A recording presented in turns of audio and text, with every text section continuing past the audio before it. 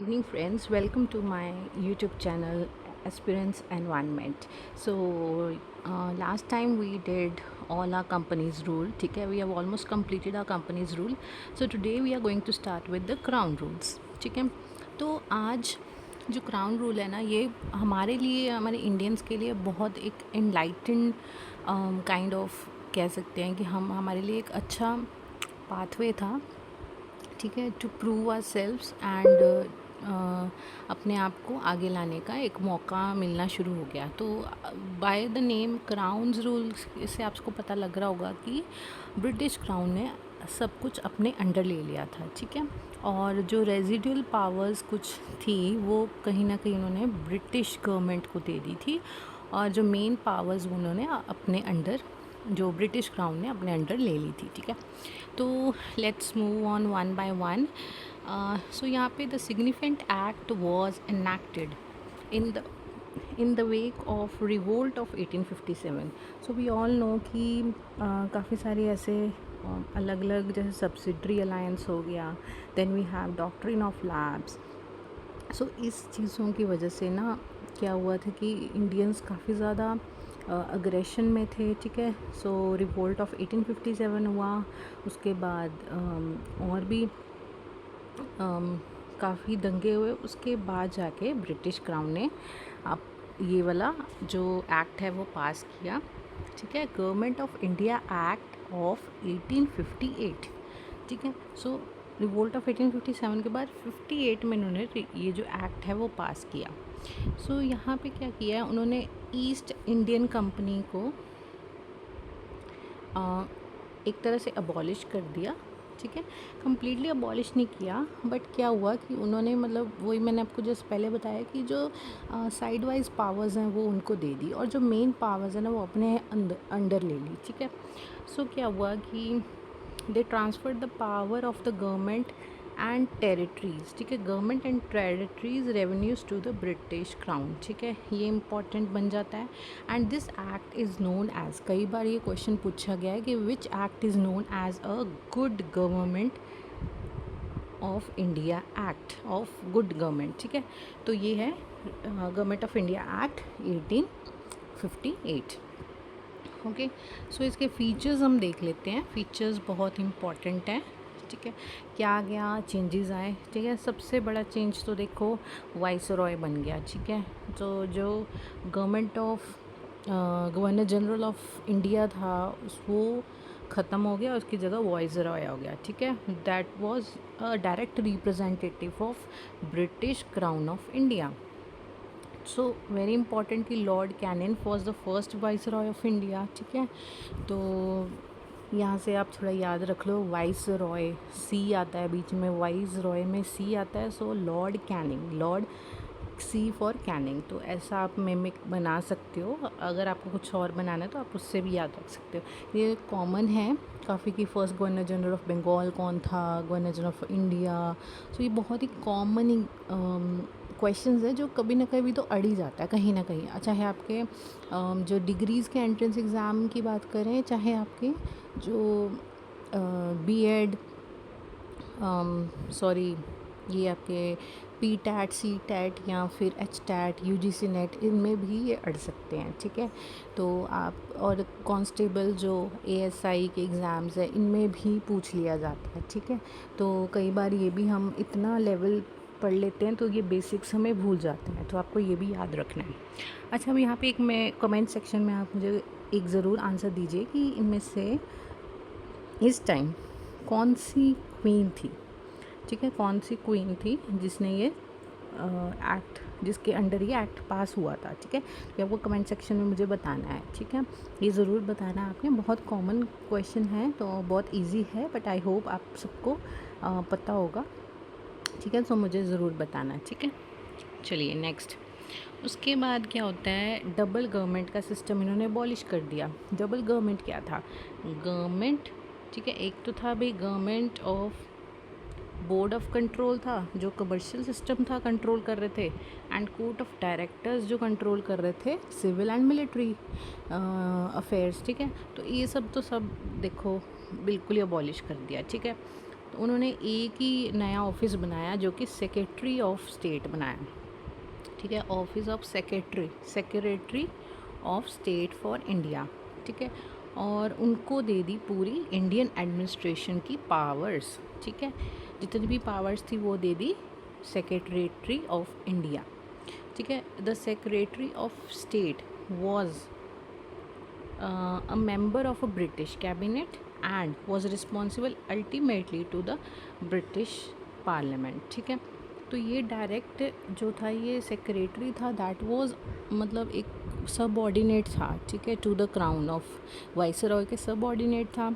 और जो administrative powers वो इसके पास थी, तो ब्रिटिश पार्लियामेंट के अंडर वो काम कर रहा था। बट जो मेन जो जैसे वहाँ पे है ना ब्रिटिश में है कि वाइसरॉय जो ब्रिटिशर्स के क्राउन है उनका है और प्लस पार्लियामेंट है, तो सिमिलरली यहाँ पर भी कुछ ऐसा ही हमें देखने को मिलता है वहाँ पे, ठीक है। तो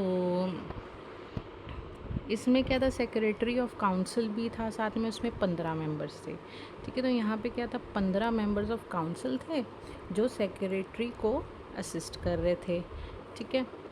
अब देखो ये एक एडवाइजरी बॉडी थी, ठीक है। The secretary of state was made a chairman, जो था वो काउंसिल का वो सेक्रेटरी ही था, और उसके 15 मेंबर्स थे। और जो ये 15 मेंबर्स थे दे वर ओनली एडवाइजरी बॉडीज़, ठीक है। बाकी जो पावर्स वो सेक्रेटरी के पास थी, अल्टीमेटली पावर जो वाइसरॉय के पास थी, ठीक है, ये होता है, ठीक है। तो उसके बाद देखो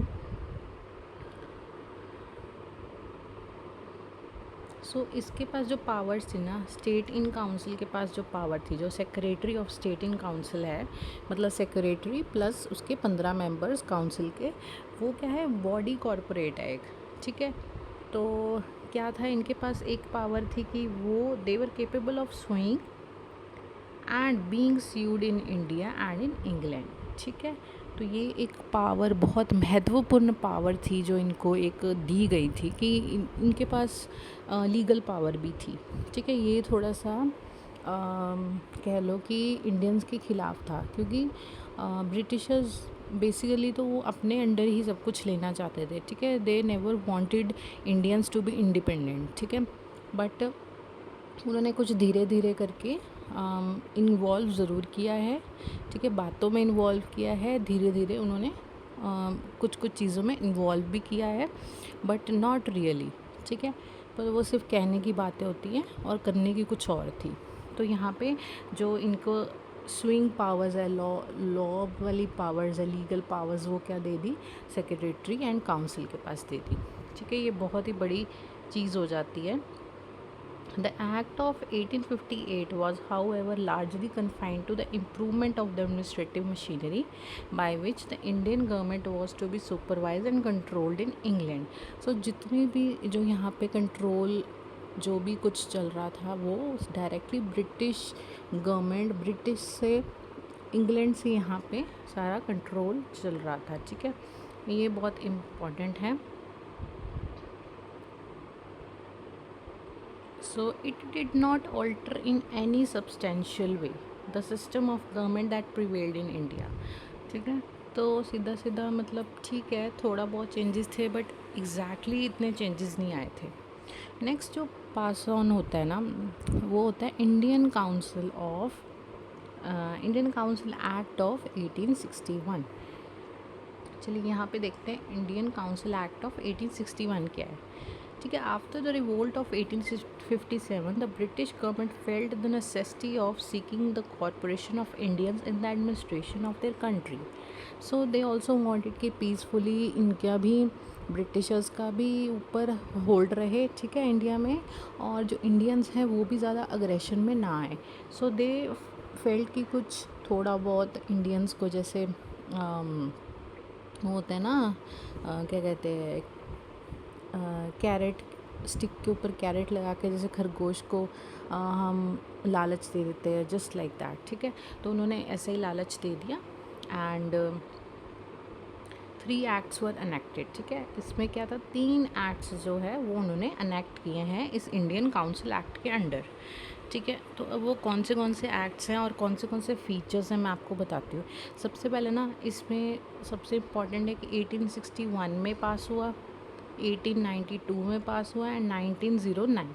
ये बहुत इम्पॉर्टेंट है, इसमें बहुत माइन्यूट चेंजेस आए हैं, बट इंडियंस के हक को भी बहुत अच्छे, जिसमें इंडियंस अपने आप को प्रूव कर सकते थे, वैसे चीज़ें आई हैं, ठीक है। तो हम देखते हैं वन बाय वन क्या क्या हुआ है। अब पहले इसके हम फीचर्स को देख लेते हैं, ठीक है। सो देखिए, it was a beginning of the representative institutions by associating Indians, ठीक है। लॉ मेकिंग में ना इंडियंस को इन्वॉल्व किया, ठीक है। लॉ मेकिंग प्रोसेस में इंडियंस को इन्वॉल्व किया, ये एक बहुत इम्पॉर्टेंट पॉइंट है, ठीक है। It provided that the viceroy should nominate some Indians as non official members. अब आप देखिए यहाँ पे इंडियंस को तो किया गया, but they were non official members.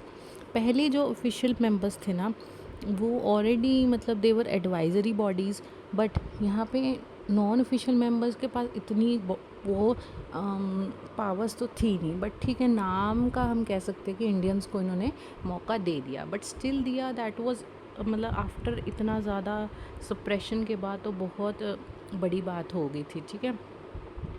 उसके बाद क्या हुआ, 1862 में लॉर्ड कैनिन, ठीक है, the viceroy nominated 3 Indians to his legislative council. तो यहाँ पे ना ये इम्पॉर्टेंट आप थोड़ा याद रख लेना कि लेजिस्लेटिव काउंसिल में ये लाइन कि ठीक है, यहाँ पे 3 इंडियंस कौन से थे। तो ये थे ना हमारे Raja of Benares, Maharaja of Patiala and sir Dinkar Rao, ठीक है। तो ये जो थे ना ये फर्स्ट इंडियंस थे to be nominated in the legislative council, ठीक है। ये इम्पॉर्टेंट है, ठीक है, ये आप याद रखिए। नेक्स्ट मूव, उसके बाद क्या होता है, it initiated the process of decentralisation by restoring the legislative powers. So process of decentralisation, so आज भी हमारे ये प्रोसेस चलता है, we have process of decentralisation. So decentralisation basically क्या होता है कि जो सेंट्रल पावर हैं और उसके अंडर जो सब ऑर्डिनेट हैं उनके पास भी कुछ अपनी पावर्स होती हैं, ठीक है। वो भी अपने उनके हाथ में भी होता है कि वो कुछ जो इंडिपेंडेंट डिसीजंस ले सकते हैं, ठीक है। और कुछ ऐसे डिसीजंस होते हैं जो सेंट्रल के हाथ में होते हैं, ठीक है। So this is called decentralization, कि उनके वर्टिकल जो पावर्स हैं वो बांट दिए जाते हैं अपने अंडर लेवल पे, ठीक है, फ्रॉम टॉप टू बॉटम। सो ये होता है डिसेंट्रलाइजेशन। जैसे हमारा लोकल बॉडीज़ हैं, हमारे पंचायत्स हैं, तो ये सब डिसेंट्रलाइज्ड हैं। तो उस टाइम भी उन्होंने जो बॉम्बे है एंड मद्रास है, उन प्रेसिडेंसीज़ को भी ये पावर्स दे दी थी कि वो अपना लेजिस्लेटिव पावर्स, लेजिस्लेटिव जो वो पावर्स है वो कंडक्ट कर सके, ठीक है। So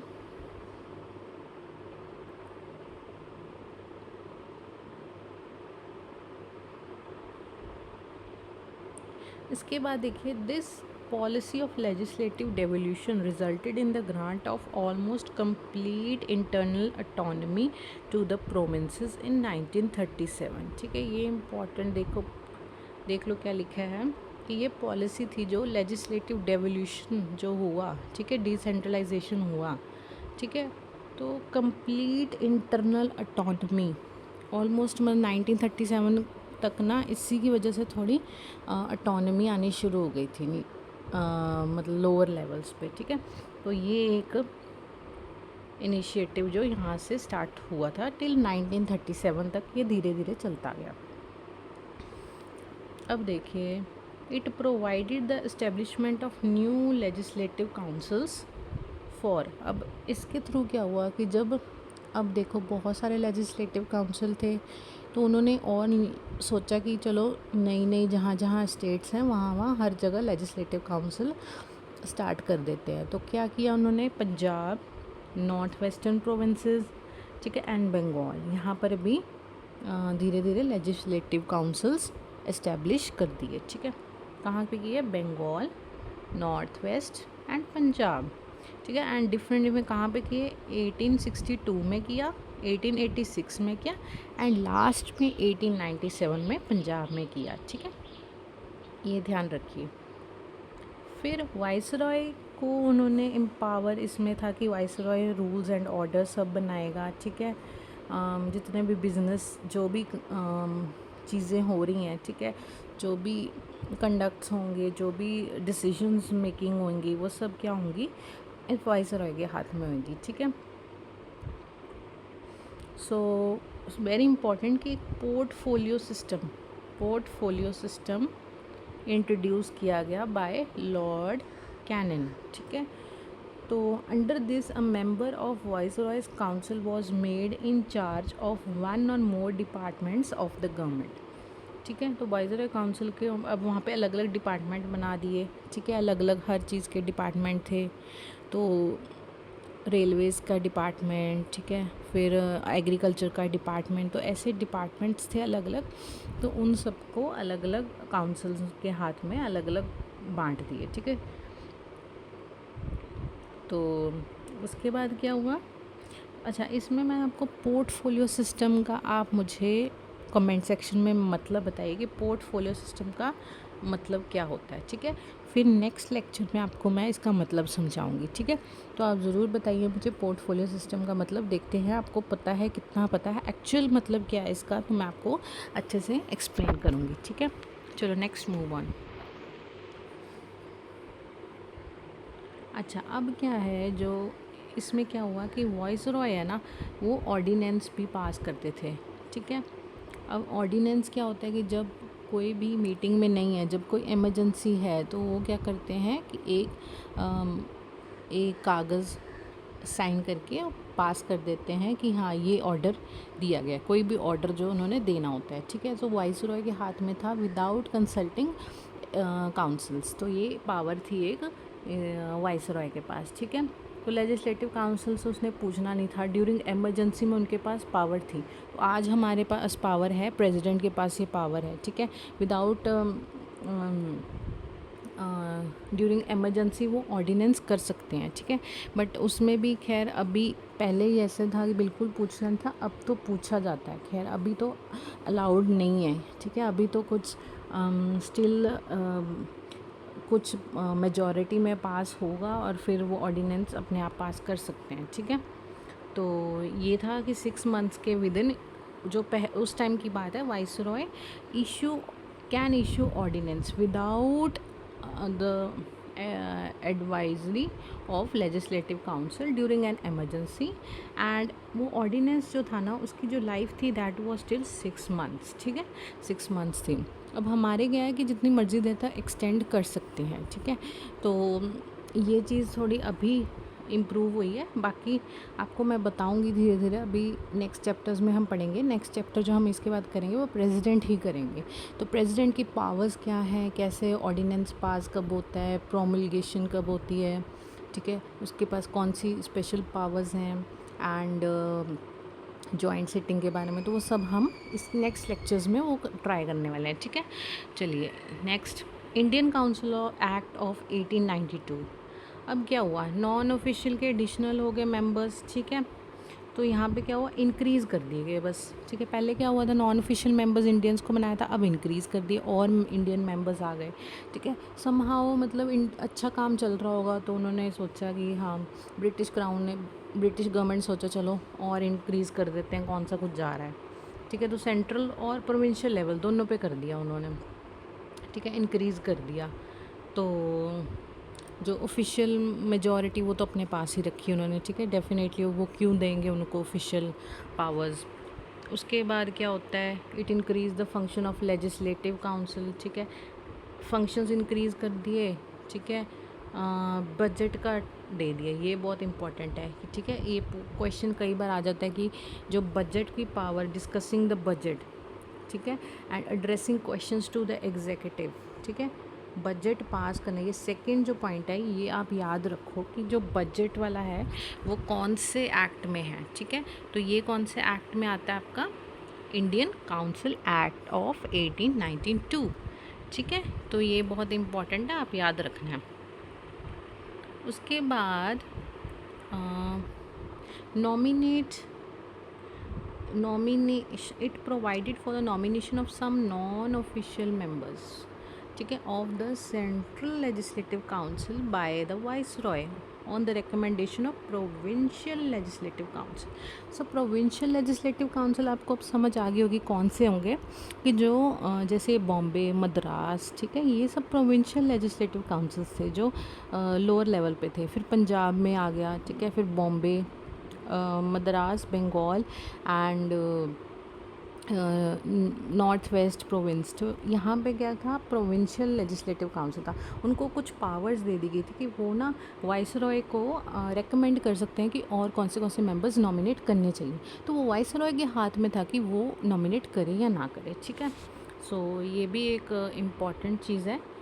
the Bengal of commerce that provided the provincial legislative council by governors on the recommendation of district boards, municipalities, universities। so यहाँ पे देखो उसी टाइम से शुरू हो गया था कि जब यहाँ पे क्या हुआ था कि रिकमेंडेशन किन की होती थी बेसिकली, ठीक है, तो डिस्ट्रिक्ट बोर्ड्स होते थे, municipalities, universities, trade associations, zamindars and chambers के, ठीक है, जो मेंबर्स हैं। तो ये ना इनके पास उस टाइम पावर्स थी, ठीक है, ये उनके पास पावर्स थी कि वो रेकमेंड करें। उसके बाद वाइस रॉय के हाथ में है कि वो उनको करते हैं या नहीं सिलेक्ट, ठीक है, सॉरी नॉमिनेट करते हैं या नहीं करते। सो बेसिकली ये क्या था, जब नॉमिनेशन की बात आ जाती है तो यहाँ पे क्या हो गया, इनडायरेक्ट इलेक्शन एक तरह से स्टार्ट हो गए थे, है ना। तो हम यही कह सकते हैं कि इनडायरेक्ट इलेक्शन स्टार्ट हो गए थे। But the word election was not how ever use, ठीक है, इन दिस एक्ट। सो ये आपको इम्पॉर्टेंट याद रखना है। क्वेश्चन कई बार पूछा गया है कि the word election was use in which act, ठीक है, तो इस एक्ट में तो नहीं पूछा गया, आप ये याद रखना। बट हाँ, इनडायरेक्ट इलेक्शन की अगर पूछा जाए कि इनडायरेक्ट इलेक्शन किस एक्ट में स्टार्ट हो गए थे, तो वो ये वाला एक्ट है, ठीक है, तो आपको ये बिल्कुल याद रखना है, ठीक है। चलिए, उसके बाद ना इंडियन काउंसिल एक्ट ऑफ 1909 आता है, ठीक है। तो 1909 ये भी बहुत इम्पॉर्टेंट है क्योंकि ये हमारे इंडियंस लिए एक अच्छा जैसे कह लो कि सवेरा था हम इंडियंस के लिए। तो ये बहुत अच्छी चीज़ है हमारे इंडियंस के लिए। वहाँ पे क्या है, मॉर्ले मिंटो रिफॉर्म आया, ठीक है। मॉर्ले मिंटो रिफॉर्म जो ये थे, ये क्या थे, सेक्रेटरी था, ठीक है। लॉर्ड मॉर्ले क्या था, मॉर्ले के कौन थे, vice Roy, and secretary Minto, ठीक है। तो ये दोनों ने ना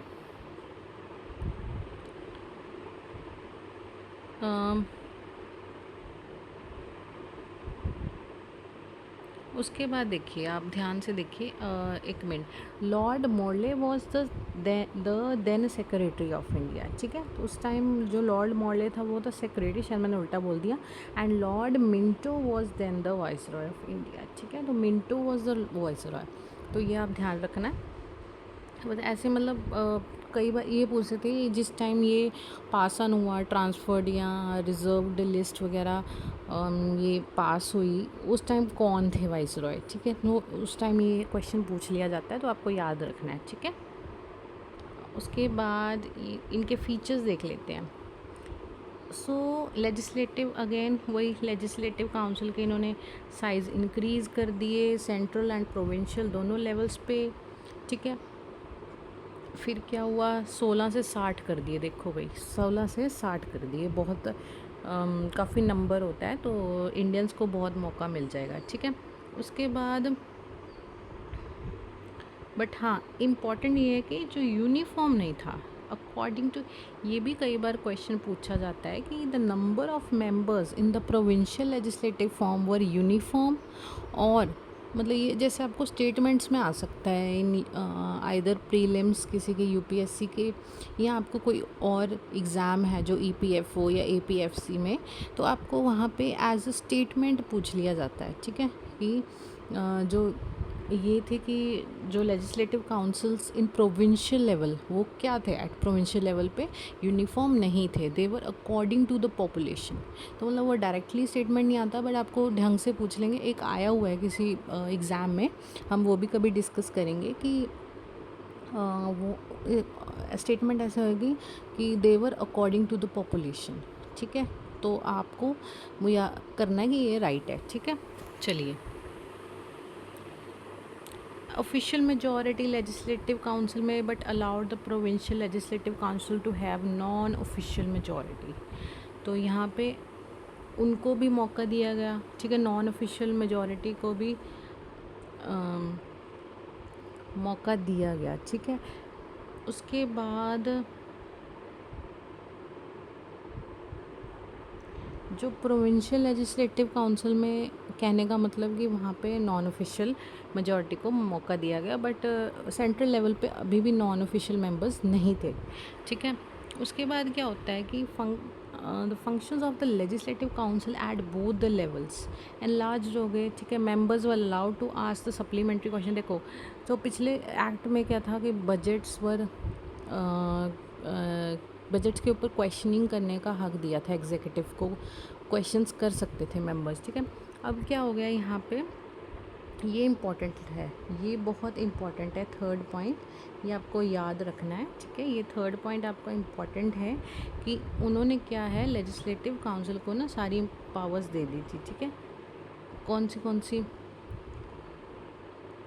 सी पावर्स थी, देखो भाई, सप्लीमेंट्री क्वेश्चंस पूछने, रेजोल्यूशन पास करना बजट पे। ठीक है, ये सब अलाउ कर दिए थे मेंबर्स को। ठीक है, तो लेजिस्लेटिव काउंसिल के पास के जो मेंबर्स हैं उनके पास दोनों लेवल पे, इवन प्रोविंशियल लेवल पे एंड सेंट्रल लेवल पे, दोनों लेवल पे अलाउ कर दिए थे। ठीक है, ये एक बहुत इम्पॉर्टेंट है।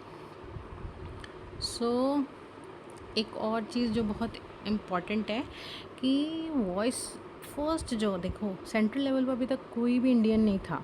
अभी देखो फर्स्ट सत्येंद्र प्रसाद आया। ठीक है, Satyendra Prasad Sinha became the first Indian to join the viceroy's executive council. ठीक है, and he was appointed as a law member. तो ये इम्पॉर्टेंट है। ठीक है, ये बहुत इंपॉर्टेंट है। Satyendra Prasad Sinha became the first Indian to join the viceroy executive council. ठीक है, अभी तक कोई भी इंडियन नहीं था, सब नॉन ऑफिशियल मेंबर्स थे एट प्रोविंशियल लेवल। अब ये सेंट्रल लेजिस्लेटिव काउंसिल के अंडर एग्जीक्यूटिव काउंसिल जो 15 मेंबर्स थे, उनमें सत्येंद्र प्रसाद फर्स्ट मेंबर थे और उनको लॉ मेंबर बनाया गया। ये बहुत इम्पॉर्टेंट है। ठीक है, चलिए ये देखिए, ये इम्पॉर्टेंट ये भी बन जाता है यहाँ पे ना। अब ये जो दो है ना, इंडियन काउंसिल एक्ट ऑफ 1909, ठीक है, इनमें ना इलेक्शंस को लेके थोड़ी सी रिफॉर्म्स आए हैं। ठीक है, तो ये आपको ध्यान रखना है, इलेक्शंस को लेके कौन से रिफॉर्म्स आए हैं। ओके, सो यहाँ पे एक कम्युनल रिप्रेजेंटेशन भी स्टार्ट हो गया था मुस्लिम्स के लिए। ठीक है, सेपरेट इलेक्टोरेट वाला कॉन्सेप्ट है जो यहाँ पे लाया गया। ठीक है, सो कहने का मतलब क्या होता है, सेपरेट इलेक्टोरेट का मतलब the Muslims members to be elected only by Muslim voters. ठीक है, तो हिंदू बाय हिंदू वोटर्स हैं, तो ये सब था।